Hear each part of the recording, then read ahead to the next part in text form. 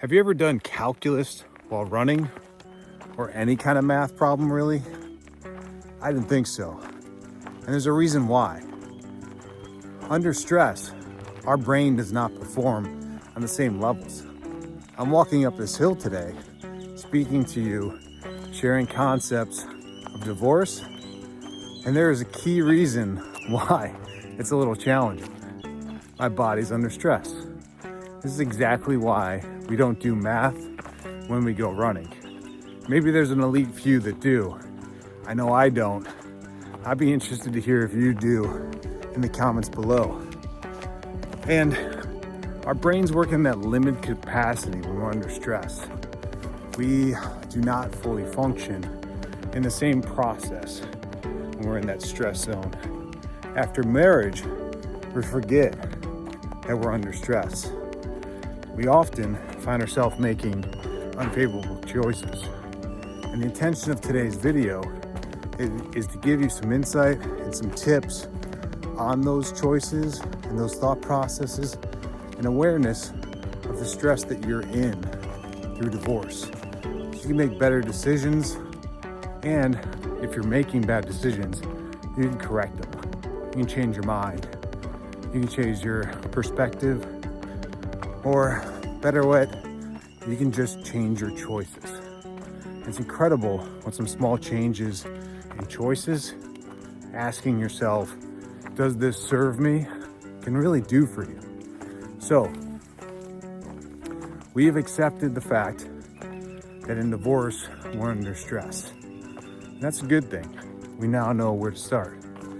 What we need to highlight here and also double click on is that under stress, we are more prone to make bad choices. Choices that focus on our survival rather than us thriving. See, we're built, our brains, for survival. Our brains are not built to think about thriving.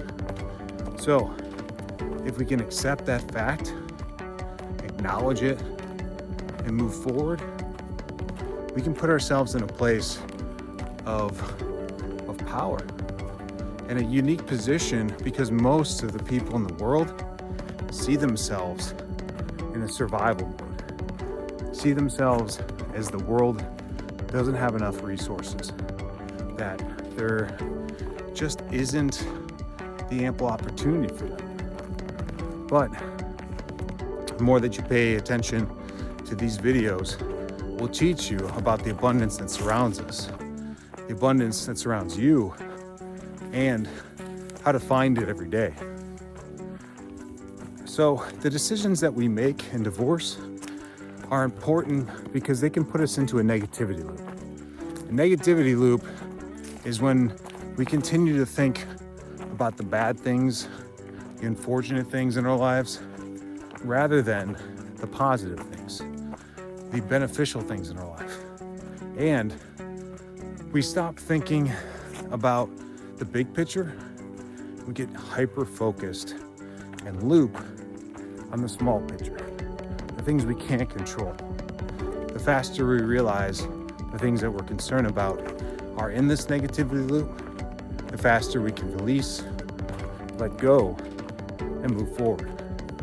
So today I wanted to give you some tips and some questions really to ask yourself in divorce so you can prevent from getting into this negativity loop. And question 1 of 3 is, are you fighting for the house or other financial investments? Would it make sense to sell? Would it make sense to just split 50-50? Would it make sense to give up trying to fight for more than what the law says or what is fair? You know, at the end of the day, our most precious resource is time. And we often forget about this in divorce. We focus on what seems to be the most important. The hard work, the investments that we made, the purchases of property and assets, and maybe the debt that we no longer own. but that our partner does. And I'm not saying take on unsizable amounts of debt, release all things, but there's the law, and then there's what we fight for. What we need to realize is that the more we fight for things that are above and beyond the scope of what is fair and what's easy, and when our time starts to be questioned or wasted on fighting for things that don't reap the benefits or rewards, or are just going to be prolonged in court battles, these are often the times that we need to learn to let go, release, and just let be. So question 1 was, are you sacrificing your finances more or less for your most valuable resource, your time? Number 2, are we focusing on a new parenting plan rather than making the most of the time with the kids? Now, not every divorced man has kids, and I get that. But this one is for the divorced fathers out there that do. We often, we can ruminate on what she got, what was more favorable for her, and maybe not favorable for us. Some of that we can control, some of that we can't. We need to go back to the situation at hand that we touched on in the finance section here. If the law says X and you're fighting for Y and it's starting to cost you time, sometimes it's better just to cut free and let go here and move forward. Accept the reality.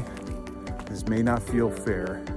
This may not be fair, but it is what it is. Where we need to pay our attention to and our focus on is the kids.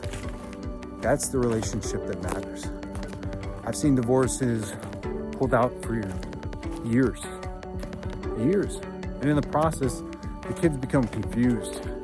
They become jaded. They become distanced from the parents. And what we're losing there is those important years within the developmental process to coach, to lead, to set an example for our kids. What I want you to ask yourself is, what kind of example are we setting for our kids if we're going to argue, if we're going to bring up things that are already settled, things that we can't control? So focus on the kids. Do what's fair. Work towards what's fair. Obviously, don't get raked over the coals here. But the most important part of divorce when you have kids is the kids. So do your best to focus on the kids, no matter what your partner may or may not be doing. And that should be a common ground for you two. Now, there might not be much common ground in divorce with your ex, but if you have kids, what's best for the kids should always come first, as long as you guys can provide it. Enough said there. Number 3, are we focusing on new opportunities, or are they being missed because of the pain from the past? This can mean so many things. You know, an easy first off go at this would be, are we avoiding new opportunities because we're focusing on what we lost?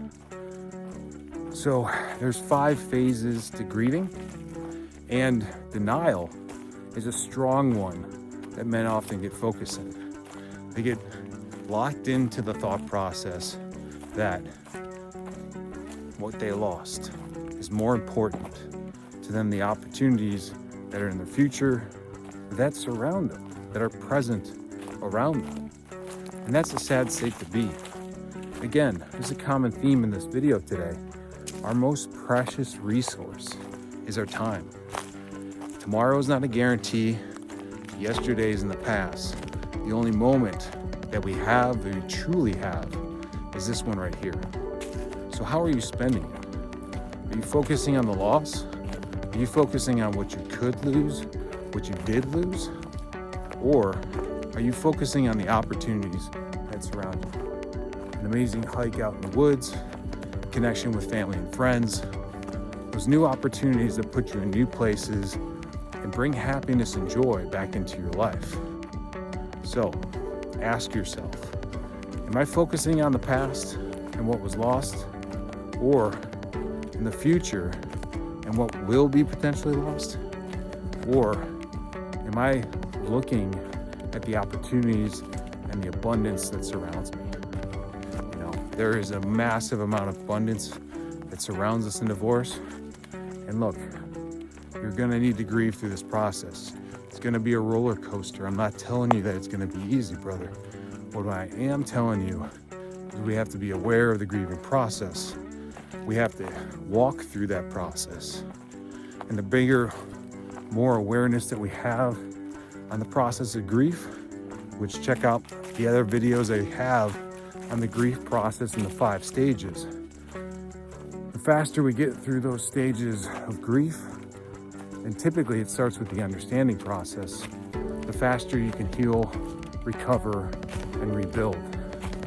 So today's video, we talked about not doing calculus when we're running because we're under stress in divorce.